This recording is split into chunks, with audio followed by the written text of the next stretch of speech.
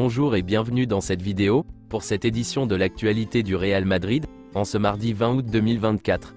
Si t'es nouveau sur la chaîne, n'hésite pas à t'abonner et d'activer la cloche de notification pour recevoir une notification dès que je publierai une nouvelle vidéo, et mets aussi un j'aime et un commentaire pour le référencement, et ainsi me soutenir. Merci, et commençons.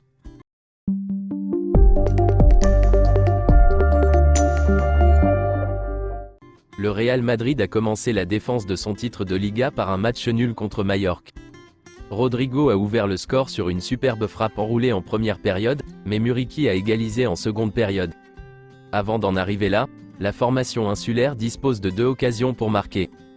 Dani Rodriguez est le premier à se mettre en action, puis est imité par Samu Costa, mais à chaque fois Courtois s'interpose.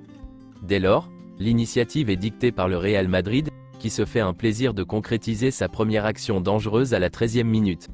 Vinicius Junior décale d'une talonnade Rodrigo, en pleine surface, qui contourne deux défenseurs avant de décocher une frappe enroulée du droit imparable. Ferland Mendy a eu un carton rouge en fin de match. Il manquera donc le prochain match. Ferland Mendy s'est excusé auprès de Muriqi après le match pour son geste. Carlo Ancelotti a comparu devant les médias en salle de presse de l'Estadi Mallorca son mois, et a analysé les débuts du Real Madrid en championnat. Voici quelques-unes de ses déclarations. Nous avons bien commencé, nous avons pris les devants, et ensuite nous avons eu l'opportunité de doubler la mise. En seconde période, nous avons manqué d'équilibre. On aurait pu perdre car nous n'avions pas d'équilibre derrière. Ça n'a pas été un bon match. Nous devons mieux défendre. Nous sommes une équipe très offensive, mais l'équilibre défensif est fondamental. Mon évaluation du match ? L'an passé, j'étais content avec certains matchs nuls, mais ce soir nous aurions pu être bien meilleurs. Je ne veux pas trouver d'excuses, nous aurions simplement dû être meilleurs et avec une meilleure attitude. On peut beaucoup apprendre de ces matchs. Le problème que nous pouvons avoir est assez clair. Les changements tardifs ? Chacun peut avoir son opinion sur les changements. Ce sont des petits détails, je ne veux pas parler de cela. La position de Vinicius Junior et Kylian Mbappé ? Ils changent parfois de poste. Parfois Mbappé joue plus à l'intérieur, et parfois l'un des deux doit occuper le côté, sans un plan particulier. Cela dépend de ce que sentent les deux. Les rotations ? L'an passé, je n'ai pas beaucoup fait de changements en début de saison. Lorsque la Ligue des Champions sera là, j'aurai plus de possibilités de faire des rotations. L'aspect défensif n'a pas été bon, nous avons eu du mal à récupérer le ballon et à presser à la perte. Lorsque l'on parle de l'aspect défensif, on parle surtout d'attitude et d'implication collective. La seconde période ? L'un des problèmes a été que l'équipe était trop ouverte. Nous aurions dû être plus concentrés, comme nous le sommes normalement, et être plus unis. Ce n'est pas un problème physique ni mental. Il suffit simplement d'y penser. L'équilibre ? C'est quelque chose que l'on lorsque les joueurs pensent la même chose. Quand il faut récupérer le ballon, il faut le faire tous ensemble. C'est un problème des attaquants et des défenseurs. C'est un problème d'une équipe qui dans ce match n'a pas compris que c'était un aspect très important. Majorque a joué un très bon match au niveau défensif, meilleur que nous. Je crois que le match nul est équitable. Le Real Madrid a eu 2 jours de repos. L'entraînement reprendra demain mercredi. Le Real Madrid est invaincu depuis 33 matchs, ce qui en fait la 3e plus longue série d'invincibilité de tous les temps en Liga. Juste après le match contre Majorque, Arda Güler et Hendrik s'entraînaient avec Pintus. Selon Marca, le Real Madrid, en plus de l'autocritique, est scandalisé par l'arbitrage de Sotogrado lors du match contre Majorque.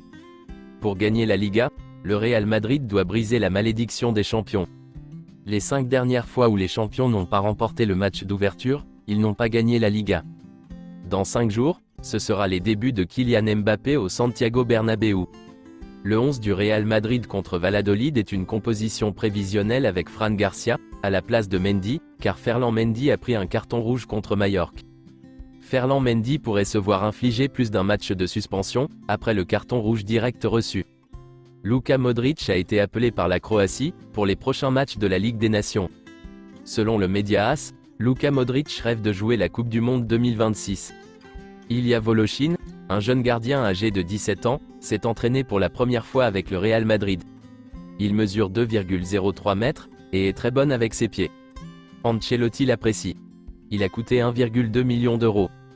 Johan Martinez doit être opéré du genou la semaine prochaine. Des sources soulignent la mentalité de Johan Martinez après sa blessure au ligament croisé antérieur, et la façon dont il a assimilé ce revers. Et selon Marca, le Real Madrid a assuré à Johan Martinez qu'un nouveau contrat lui était garanti, même après sa blessure au ligament croisé antérieur.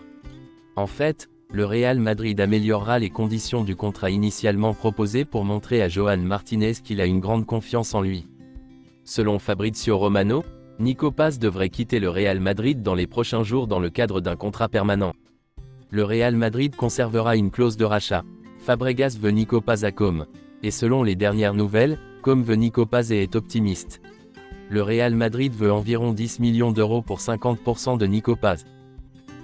C'est tout pour cette édition de l'actualité du Real Madrid, et merci d'avoir suivi la vidéo. Abonne-toi et mets un j'aime si t'as aimé la vidéo, et mets aussi un commentaire en donnant ton avis, et à la prochaine pour plus d'infos sur le Real Madrid.